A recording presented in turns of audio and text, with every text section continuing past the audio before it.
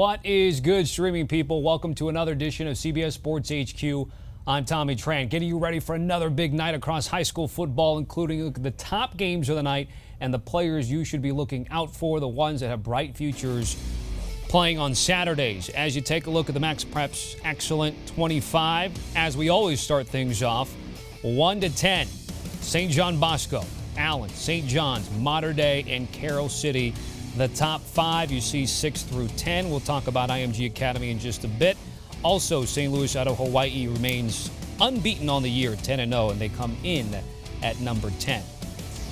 All right, for more, let's bring in Mr. Everything, as I like to call him, football editor over at MaxPreps, Zack Poff, joining us from California. By the way, no Barton Simmons this week. He's on assignment for us in terms of the SEC on CBS. So, Barton, we miss you, but Zack and I will persevere, and we will push on. So, as we take a look at the top 5 and the top 10 that we saw there, Zack, we're going to focus on number 6, IMG. Last game of the season, what are you looking out for from this Florida Power?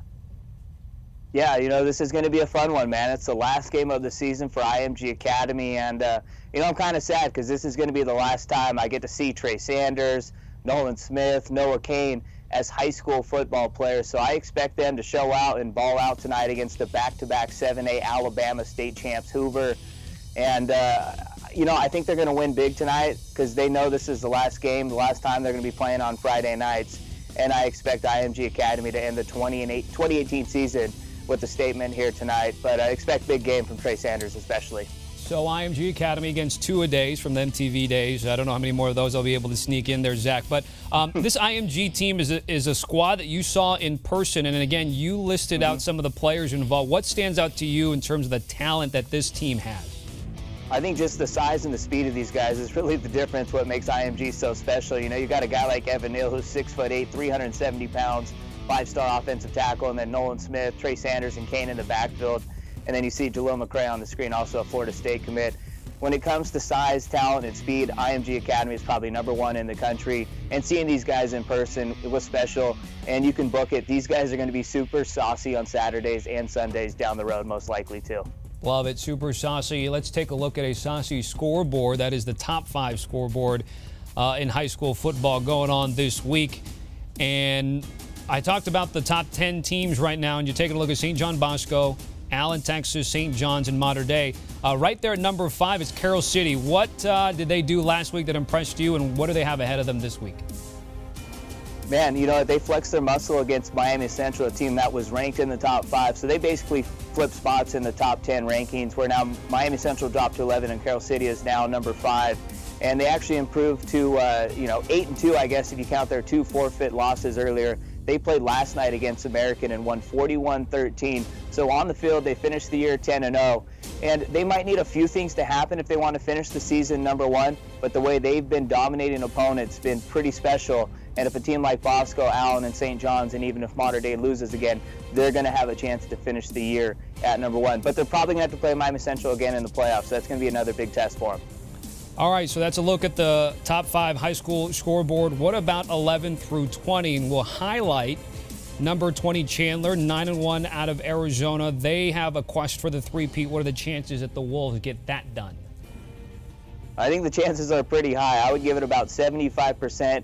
You never know in high school football. Any team can lose on any Friday night, but especially the team that maybe was going to give them their biggest test was Pinnacle High School. They're without Spencer Rattler, the #1 quarterback in 2019, so that just helps Chandler out. And a guy that's pretty underrated is their quarterback, Jacob Conover, a BYU commit. He's only a 3-star, but he's been a big-time winner and a big-time playmaker for Chandler during his career playing quarterback there. You know, he's won back-to-back state titles, beat a very good Mountain Point team a couple years ago led by Isaiah Polamaw, who's now at USC. And what Chandler's been doing here is super, super impressive. Their only loss this year came in the season opener against number 8 Corona Centennial. I expect Chandler to three-peat this year. All right, let's stay out west, get back to California, and talk about the next schools in terms of 21 to 25. Wrap things up in the MaxPreps Excellent 25. And at number 23 is Folsom out of California, 9-1. Those that may recall, the Folsom team produced Jake Browning, who's now playing on Saturdays at Washington. #1 seed in the playoffs. How do they stack up against some of the other big giants there, Zack? I think it's going to be a cakewalk for Folsom, man, and I think they're going to win another section title here this year. And De La Salle's probably going to play in the Open Division CIF Championship game, so that means Folsom will get the D1 spot.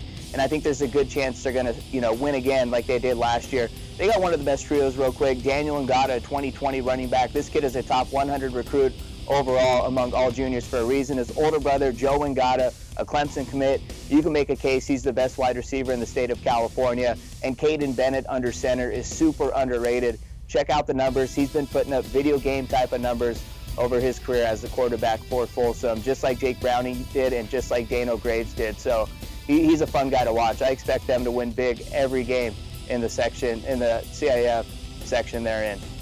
All right, so again, we're taking a look at the top recruits for the Folsom Bulldogs. How about some other notable games that we have going on across the high school landscape? And we talked about IMG Academy. Coleraine will also focus on a little bit. And also, look, the Corona Centennial crew wants to be heard there, Zach. So they've got a matchup with Orange Lutheran. Quickly break that one down for us, please. Yeah, this is the second time they're meeting this year. Corona Centennial won 45-28 the first time around. I think they're going to win bigger this time because Orange Lutheran, when it comes to injuries, they've probably been the most injury-plagued team this year, especially with their 5-star receiver Kyle Ford going down. Centennial is nice, man. Drake Jackson on defense is a big-time playmaker, and then on offense you got Gary Bryan Jr. I expect them to hit the 50-point mark again this year, or this week. All right, that's a look at the early games and the big teams, but still to come here on CBS Sports HQ. Zach and I will talk about the regional breakdown, so we will do that after the break. Don't go anywhere. You are streaming CBS Sports HQ, and we're taking a look at the regional breakdown in high school football. West Coast is where we're starting, boys. St. John Bosco, Mater Dei, Corona Centennial. St. Louis, I mentioned, out of Hawaii, 10th overall, and then De La Salle, the Spartans, are there. Let me bring Zack Poff back into the mix. The CIF Southern Section Division I playoffs. Who wins it? Lay it out for me. I've had Bosco #1 all year, so I'm putting them as the favorites. But this is one of the toughest, if not the toughest, playoff bracket, not just in California, but in high school football. You got 4 top 25 teams, and 3 of those 4 teams are ranked in the top 10. You're potentially going to have a St. John Bosco versus J. Sarah Catholic or Oaks Christian semifinal. And then in the other semifinal, you can pretty much lock it up right now. It's going to be Mater Dei versus Corona Centennial. And you just look what Centennial's done against opponents this year. 563-98 is what they've done. So impressive what they're doing. That's going to be one of the best games of the year. But I'm leaning towards the Braves right now. I rode with them all season, so I'm not going to give up on them now. And the way they rolled Mater Dei earlier this year was pretty impressive. But one thing in the CIF Southern Section D1 playoffs, anything can happen. All 16 of these teams are 16 of the best teams in Southern California. And we're also adding in Oaks Christian, of course, the Lions into the mix. You mentioned 4 teams in the top 25 in this bracket alone. Okay, that's a look at the West.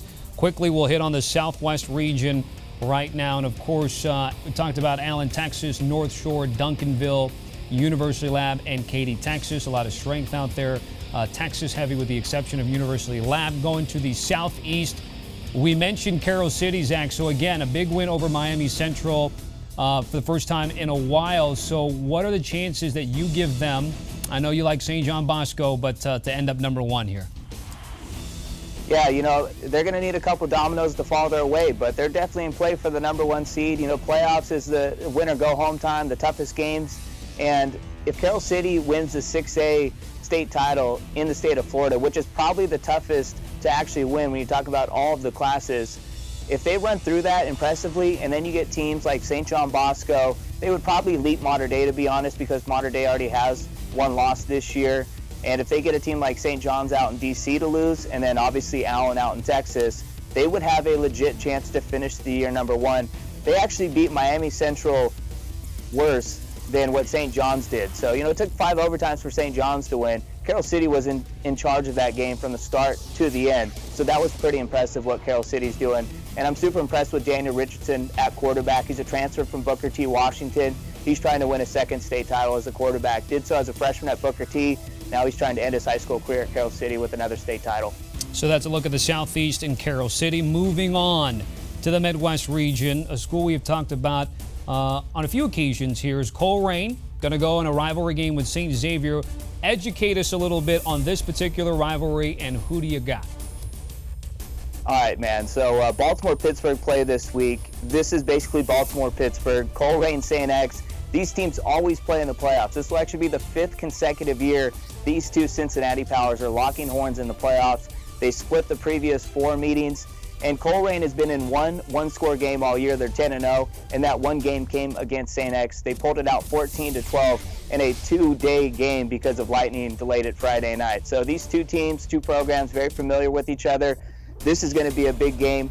And St. X is actually, they have 5 losses this year, but they're the only team in Ohio D1 history to win a state title with 5 losses. They're going to try and do it again in 2018. And also when they met in 2016, Coleraine was undefeated. Guess who beat them? That 5-loss St. X team. Love the comparison to a Baltimore-Pittsburgh rivalry. Okay, so that is a look at the Midwest, and now we finish things up in the Northeast real quickly.